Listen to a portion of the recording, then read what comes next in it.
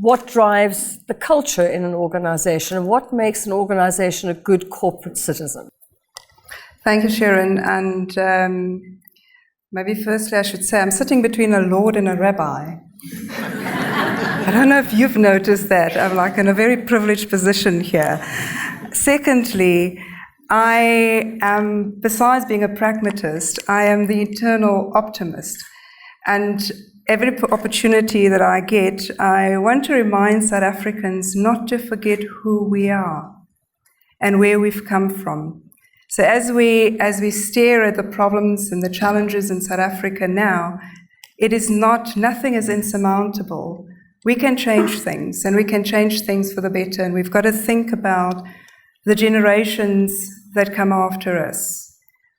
I certainly don't want to be in a position where the next generation looks back at this leadership, the current leadership, and say, they really, really, really messed up. What the hell did Claudel think she was doing? And if that constantly drives us, we really can turn South Africa into the jewel it's supposed to be. This is a really special place. I've been to different countries around the world, and South Africa really is special. And it is its people that makes it special. Now, having said that, coming to culture, one of the things that I think that leaders should really reflect on in their organization is the social contract that we have as businesses, whether it's the private sector or organizations within the public sector. South Africa stumbled out of a previous era into a new era, and we didn't really debrief properly. We didn't really have deep conversations around what should our society look like, and how do we change things so that South Africa can be a South Africa for South Africans. So without that missing bridge, we're starting to see things falling apart as a result. And we really need to have those deep conversations. And when we're looking at our organizations, I think part of the reason why we're not seeing what we should be seeing in terms of good corporate citizens who understand the concept of society gives us a ticket or a license to operate within society. In other words, what gives you legitimacy to operate within society? And that's a very important question to ask. And it comes back to that social contract that I mentioned earlier on. That then informs the conversation that we have around culture. And I think part of the problem that we have is that there's not enough deep application of mind around the very purposeful design and measure of culture. What should our culture look like? Is ethics really part of our DNA? Or when we're talking about ethics, are we really just skirting on the surface, talking about fraud and corruption? Because ethics is much, much wider and deeper than that. And we tend to just run without having these deep conversations. We're not ensuring that our employees have the tools, the ability to see the ethical implications and to navigate around the ethical dilemmas that inevitably they will encounter. That's a failure of leadership. If everybody in your organization, if you're in a leadership position, is not equipped to make the right decisions in the coalface, then it is a failure of leadership. We really need to think through things like our strategy and the implications. How does the strategy translate into behavioral patterns within the organization? What we're measuring, how does that translate into behavioral patterns? And this sounds like it's common sense, and yet when one looks at when things go wrong in the organization, you ask whether the leadership has done that, and it hasn't been done. Why? Because we're just running to make money and we don't think about the consequences. We also need to think about the ways that our culture expresses itself. So I like to use the analogy of an iceberg. Right? Much of the culture sits under the waterline. And how does what you see above the waterline is an expression of what really happens under that waterline. Things like, and I'm just going to mention a few because it's really, the cultural issue is very complex. Who are we willing to get into bed with, and how are we managing those relationships? It's a reflection of our culture.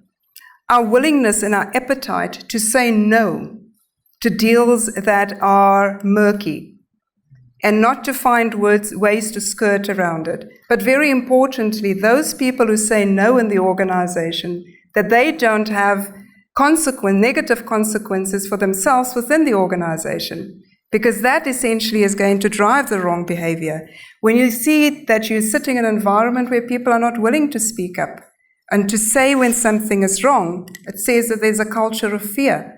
And leaders don't ask the right questions, and often, and we see this coming through in different areas of research, there's a disconnect between what the top thinks is happening and what the middle and the bottom knows what's happening in the organization. And those who are sitting in the top leadership positions are so far removed because they don't have feedback loops that they've brought into the organization to make sure that they know and understand what's going on. And so when an organization says, or the leadership in the organization says, we have an ethical culture, you can ask questions like, so if corporate South Africa says that they've got ethical cultures, why is it that whistleblowers cannot find a job?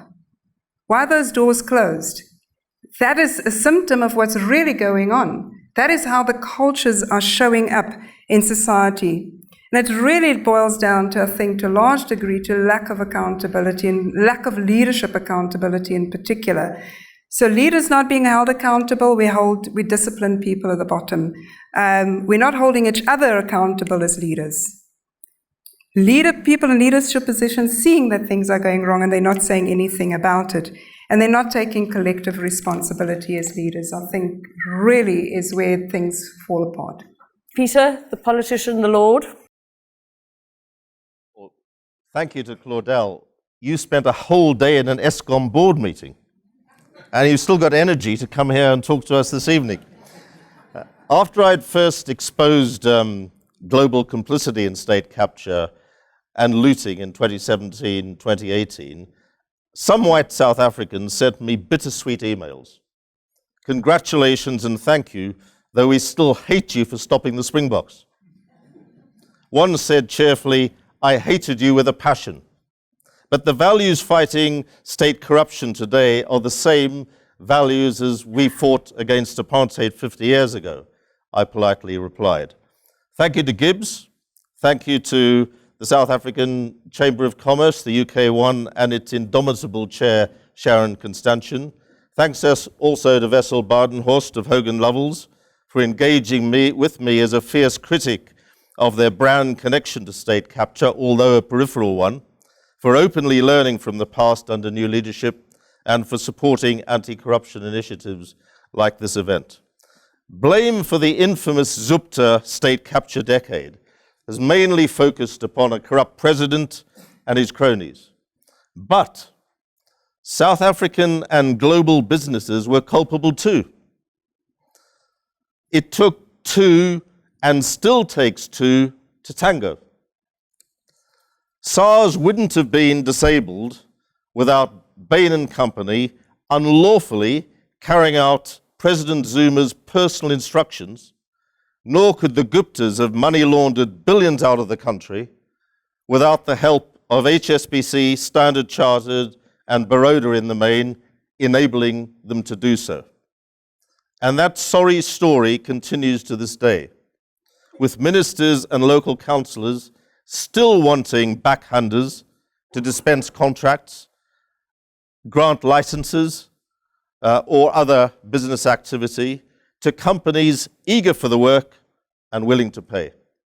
That's why this event is so important, and why I hope that the whole South African business community and the global corporates involved in the country will take a lead. Exasperation with our current president's lack of decisiveness, or under-resourced and previously disabled prosecutors, frustration with useless or corrupted policing, all these things are no excuse for business failing to step up. Fight to make the country once again a shining light to the world as it was under Nelson Mandela.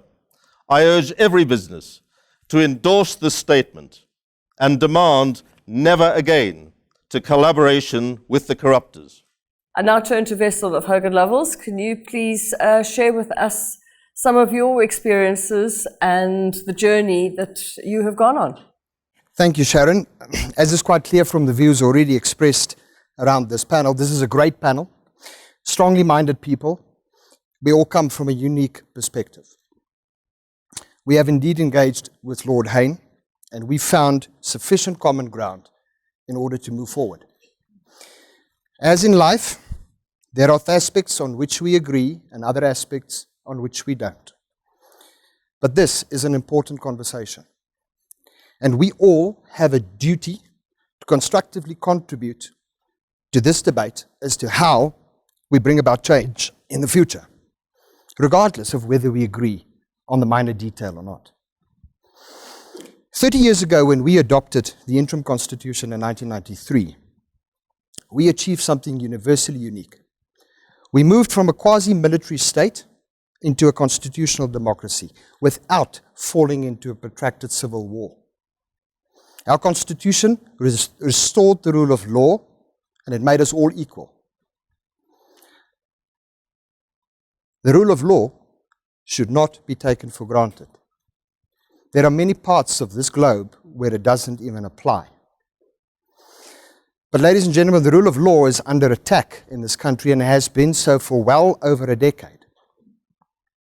Once we start fraying at the thin strand of the rule of law, the fabric of our democracy starts to unravel quite quickly. For example, when we allow a political feeding frenzy to ridicule candidates for positions to the independent judiciary, we send a message that strong and independent judges are not welcome. When politicians then, with impunity and publicly criticize judges and accuse them of propping up pre-democratic ideologies, we complete the circle. And then, when our laws become for sale, we as a society simply lose faith that our constitution will protect us. But this is luckily not yet a police state, and no democratic government can survive without business and the economy. Business is the engine that drives this country, but government is the driver we chose to take us there. Now, as part of a component of a multifaceted approach, and on a practical level, I want to suggest that business pool our resources to use court action and litigation as a strategic tool. See, litigation can be a very powerful tool to bring about pressure, to use the Constitution, use the independent judiciary, to expose the rot in the executive branch, and to hold people accountable. Picking up on what Gideon has said, the message must be sent loud and clear to tender administrators that every tender will be scrutinized by a court where there's mischief involved. We can use business forums, foundations, to fund and support claims for judicial review and then litigate in the name of the loser to achieve that outcome. By doing this, in conjunction with other initiatives, I believe we can create the momentum that we need to restore this country as an investment destination and drive our economy forward. Particularly now, when we are losing out to other jurisdictions on the continent and across the globe on exploration and mining investment at a time when we could be benefiting from a commodity tailwind.